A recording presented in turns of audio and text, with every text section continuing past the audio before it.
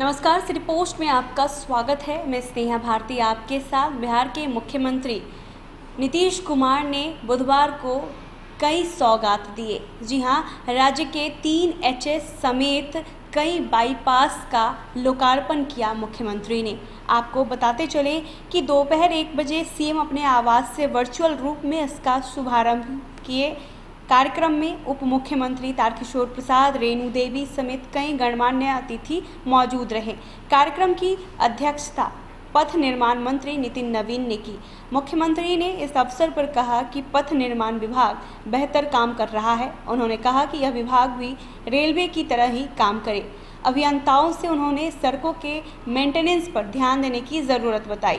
मुख्यमंत्री नीतीश कुमार ने कहा कि इंजीनियर यदि समर्पण भाव से काम करे तो उनकी इज्जत नेताओं से भी ज़्यादा होगी। सीएम ने कहा कि राज्य के किसी भी जिले से राजधानी तक पहुंचने में 5 घंटे से ज़्यादा समय नहीं लगे, इस पर हमारी सरकार ने काम किया। केंद्र की सड़कों को भी हमने ठीक किया है। सड़क किनारे उन्होंने पौधारोपण का भी आह्वान किया है। पथ निर्माण विभाग के अनुसार घोंघा पंजवारा राज्य उच्च पथ 84 का लोकार्पण सीएम करेंगे। इसकी लंबाई 41.11 किलोमीटर है। इसके निर्माण पर 332 करोड़ रुपए खर्च हुए हैं। वहीं अकबर नगर अमरपुर एचएस 85 का लोकार्पण भी सीएम के हाथों हुआ।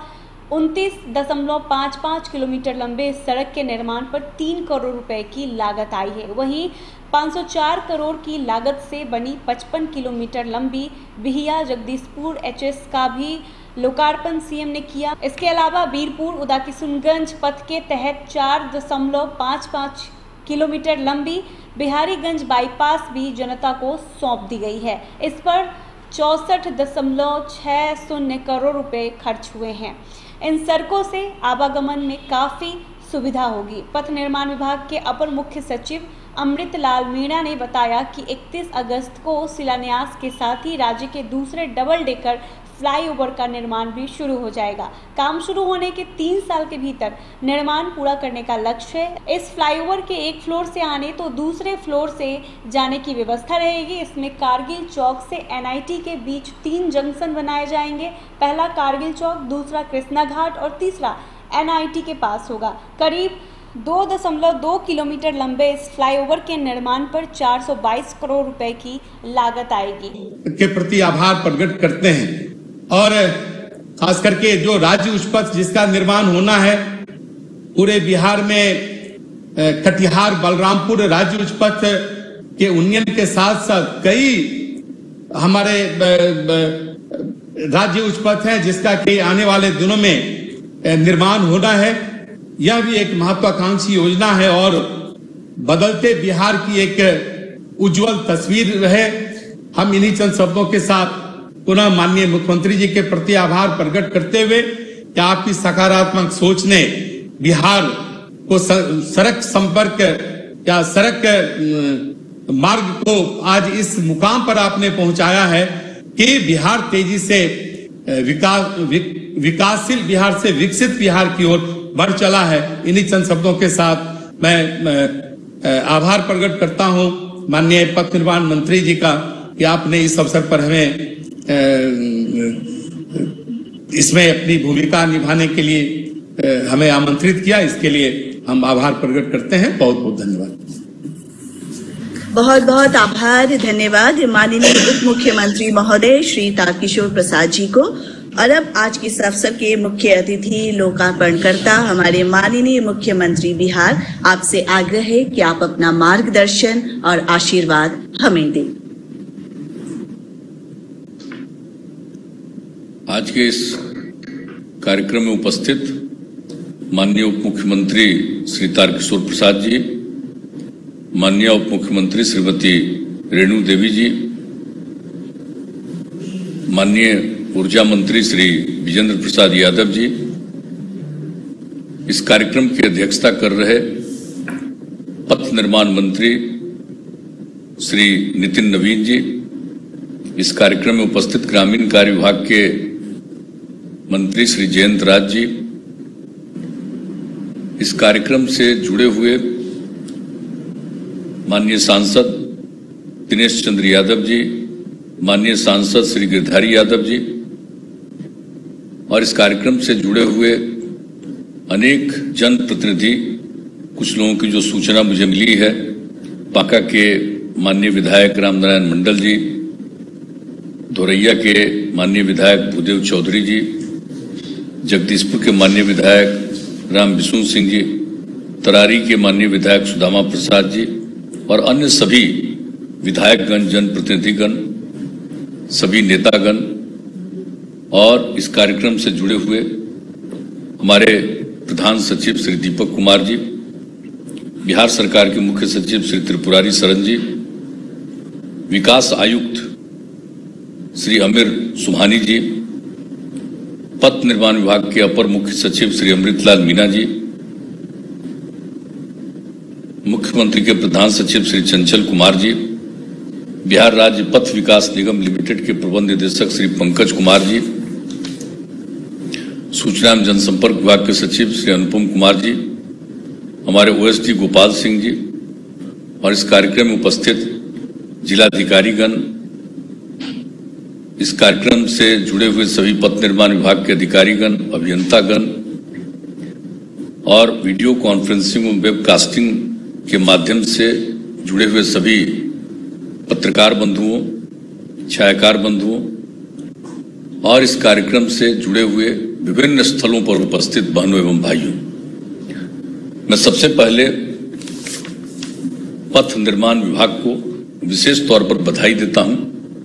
माननीय मंत्री नितिन नवीन जी को, अपर मुख्य सचिव अमृतलाल मीना जी को, प्रबंध निदेशक बिहार राज्य पथ विकास निगम लिमिटेड पंकज कुमार जी को और इनके सभी अधिकारियों को और अभियंताओं को मैं विशेष तौर पर बधाई देता हूं कि आपने आज भी 4 योजनाओं का उद्घाटन कराया, ये अवसर दिया और तेजी से सब जगह पथ निर्माण का काम चल रहा है।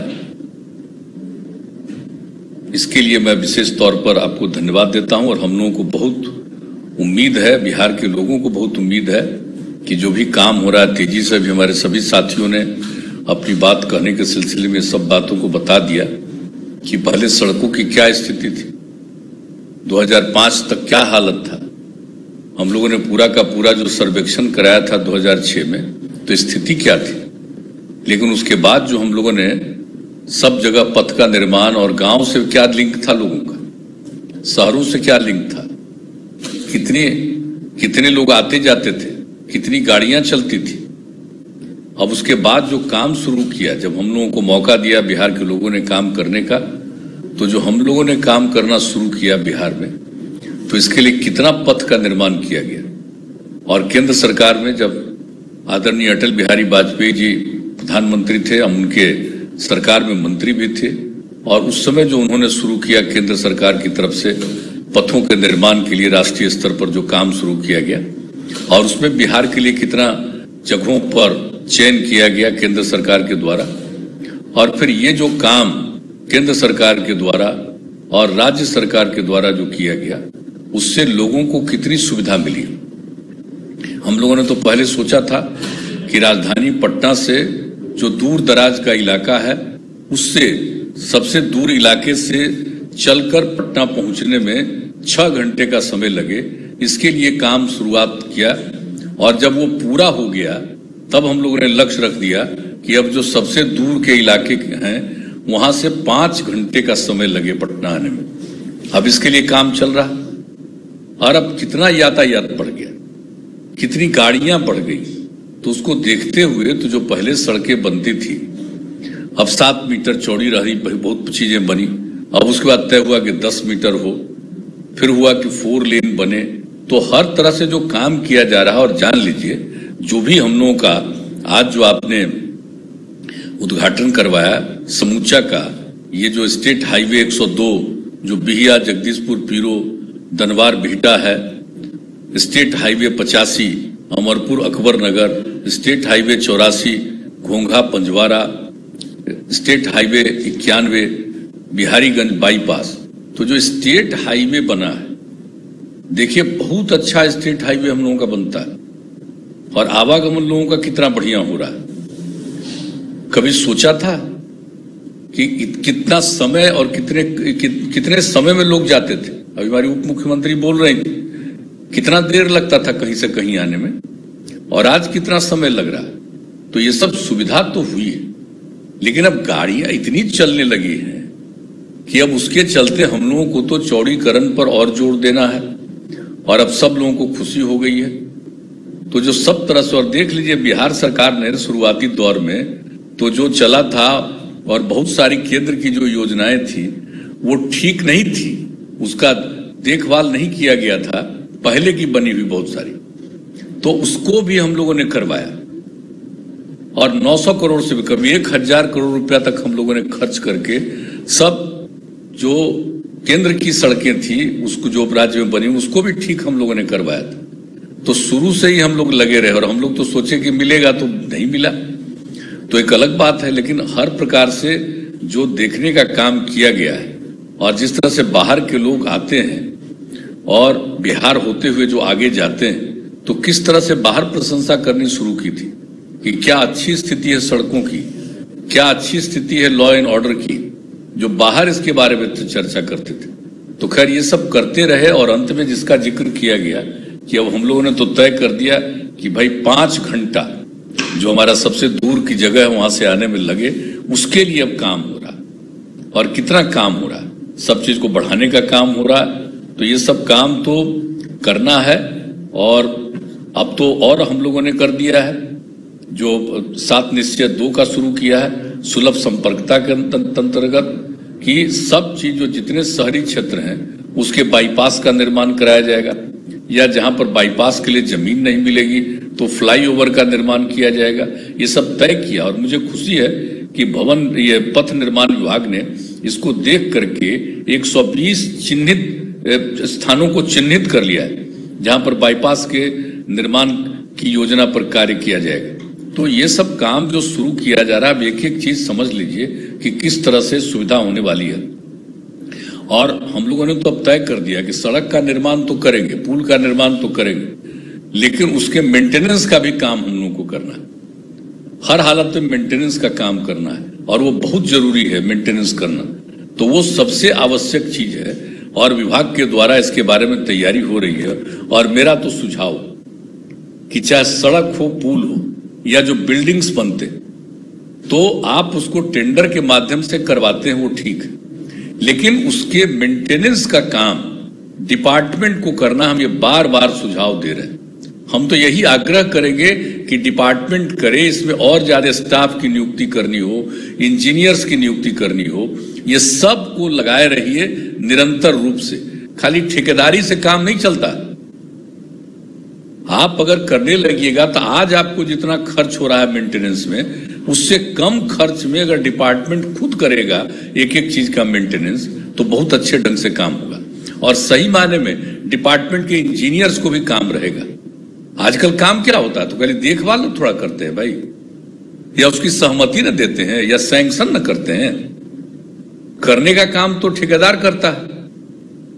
तो फिर अगर ये इसके देखभाल के लिए भी और मेंटेनेंस के लिए भी ठेकेदारी होगा तो वो उतना अच्छा नहीं होगा। बार बार कहते हैं हम तो दोनों विभाग को, और जो पथ ये इसमें भवन निर्माण है उनको भी हमने कहा कि भाई ये मेंटेनेंस का काम करिए। हम प्रार्थना करेंगे, देखिए आप लोग जरा तेजी से काम करवाइए, और मेंटेनेंस का काम करना है अगर खुद करिएगा तो सारे सड़क और पुल का निर्माण। पुल के बारे में हम कितना दिन से कह रहे हैं, हम बता रहे थे जब एक मीटिंग किए थे अब, तभी हमने बताया कि भाई देखिए पुल का भी मेंटेनेंस, और अपने इंजीनियर्स के बीच में, जैसे रेलवे की हमने बताई थी बात कि रेलवे में जितने ब्रिजेज हैं उसके लिए इंजीनियर्स का एक ग्रुप रहता है उसको देखने के लिए कि सब पुल ठीक ढंग से रहे।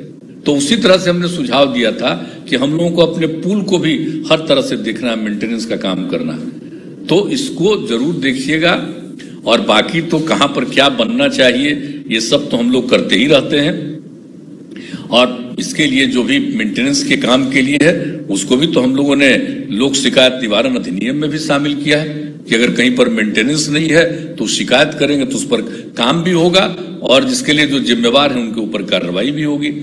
तो ये सब काम, और आज भी अभी चर्चा जो इन पथों के बारे में जो बात हुई उसके बारे में, उसके अलावा भी कई चीजों के बारे में जो आप लोगों ने कहवाया, जो परियोजनाओं से संबंधित वृत्त चित्र की प्रस्तुति थी, उसके सिलसिले में आप लोगों ने जो वृक्षारोपण का भी बताया, ये खुशी की बात, हम लोग तो चाहते ही है और बहुत समय से कह रहे हैं वृक्षारोपण।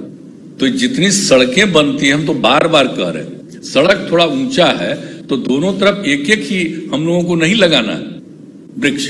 आप देख लीजिए, अगर दो दो लगेगा दोनों तरफ तो और अच्छा है। तो उस तरह से उसको भी करने की बात हम बराबर कहते रहते हैं कि वृक्षारोपण की भी संख्या बढ़े, उसका देखभाल भी होता रहे, सब चीज अच्छे ढंग से चलता रहे। तो ये बहुत जरूरी है। और आप जानते हैं कि हम लोग वृक्षारोपण का काम किस तरह से कर रहे हैं। बिहार और झारखंड अलग हुआ था तो क्या स्थिति थी, यहाँ पर कितना कम था। तो वैसी स्थिति में तो सबको करते हुए जो हम लोगों ने बढ़ाया है शुरू से, और अब उसको जिस तरह से जल जीवन हरियाली अभियान के अंतर्गत जो काम कर रहे हैं, तो उसमें सड़कों के किनारे भी वृक्षारोपण। तो इस काम को जरूर करना है और हमको पूरा भरोसा है कि इस पूरे चीज को करिएगा। और जो सबसे बड़ी चीज है कि जो कुछ भी सड़क बन रहा, हम लोगों को देखना है कि सभी सड़कों का निर्माण तेजी से हो जाए। और कभी कभी होता है कि सड़कों के निर्माण के लिए जरूरत होता है जगह लेने की, तो जगह लेने में बहुत विलंब आता है, तो उसके चलते भी काम करना पड़ता है। अब जैसे वो बात बेटा सर मेरा पथ, तो उसके लिए तो डुमरी सर मेरा तो कब से बना हुआ है। अब बेटा से डुमरी तक आना है तो कितना बार ला करके दिखा करके एक एक चीज को किया गया। तो अब तो हमको उम्मीद है कि जल्दी से जल्दी होगा। तो वो भी जो सड़क का नाम है, कहीं ऐसा नहीं हो कि बेटा सर मेरा नाम पड़ा से कितना साल पहले, 12 साल पहले पड़ा, तो ऐसा नहीं हो जाए कि उसको डुमरी सर मेरा कहने लगी, बेटा सर मेरा है। अब जरा कल्पना करिए कहां से कहां जाएगा, सर मेरा जाएगा तो सर मेरा से फिर मुकामा, उसके आगे कहां। और अब जो नई सड़कें बन रही है तो कितना और पूरब के इलाके में लोग जाएंगे और बिहटा के इलाके से चल करके कैसा संपर्क होगा। ये बिहटा सर मेरा जो बनवाए तो एक और भी सड़क हो गया, जिससे कि पटना जिला के सबसे पश्चिम के इलाके से लेकर के पूरब के इलाके तक पहुंचने में कितनी सुविधा हो जाएगी। तो ये सब चीजों को देखते हुए अनेक जगहों पर सड़कों का निर्माण किया गया है और आप देख लीजिए कितना अच्छा बना है। अटल पथ और दूसरे पथ का तो नामकरण हमने कहा था, तो आप लोगों ने पाटली पथ कर दिया कि क्या एक एक चीज हुआ, कितना सुंदर बना है। तो सब चीज तो एक एक चीज आप लोगों ने काम किया है, इसके लिए तो हम बधाई देंगे। और हम लोगों को सबसे ज्यादा अच्छा लगता है कि जब तेजी से रोड का काम हो जाएगा, ब्रिजेज का काम होगा, तो लोग कितना प्रसन्न होते हैं, कितना खुश होते हैं। तो इसलिए आज तो 4 का आप लोगों ने शुरुआत उद्घाटन कर दिया और सिर्फ एक ही चीज है जिसमें आपका ये जो घोंघा पंजवारा है, उसी में एक जो आरओबी बनना है, तो उसमें भू अर्जन में विलंब हुआ है। लेकिन अब इस काम को आप जनवरी 2022 तक पूरा कर लीजिएगा, ये अच्छी बात है। जो हम लोगों को आपने सूचना दी वो भी काम हो जाएगा, तो ये बहुत अच्छा होगा। तो इससे लोगों को कितनी सहूलियत होगी। अब बिहारीगंज बाईपास जो आप लोगों ने किया है, भाई कितना बढ़िया होगा, कितना सुविधा होगी लोगों को। मधेपुरा, सुपौल जिलों में आने जाने के लिए जगह पर दिक्कत होती थी और बिहारीगंज का बाईपास आप लोग बना लिया है, ये बहुत अच्छा लग रहा है। एक एक बहुत अच्छे ढंग से काम आप लोगों ने कर दिया है। घोंघा पंजवारा का भी जो हुआ है काम, तो कितने अच्छे ढंग से, किस प्रकार से आप समझ लीजिए कि कहलगांव की तरफ से भागलपुर आए बिना घोंघा होते हुए दक्षिण और पश्चिम की तरफ जाया जाएगा। कितना सुविधा होगी लोगों को कहीं भी जाने में और आने में। तो इन सड़कों के बारे में जो आप लोगों ने कर दिया, अमरपुर अकबर नगर SH85 का भी काम किया, ये बहुत अच्छा हो गया है। अकबर नगर के पास जो सुल्तानगंज के पास है, वहां से आप अगवानी घाट पर तो पुल बन ही रहा, लेकिन जो ये अकबर नगर से लेकर के अमरपुर की बात, जो अमरपुर से तक का ये पूरा का पूरा जो होगा, तो कितनी सुविधा होगी। और वो ब्रिज बनने के अंतिम चरण में है, तो किस तरह से लोगों को दक्षिण बिहार से उत्तर बिहार जाने में कितनी सहूलियत होगी। तो सब तरह की सुविधा इसमें होगी।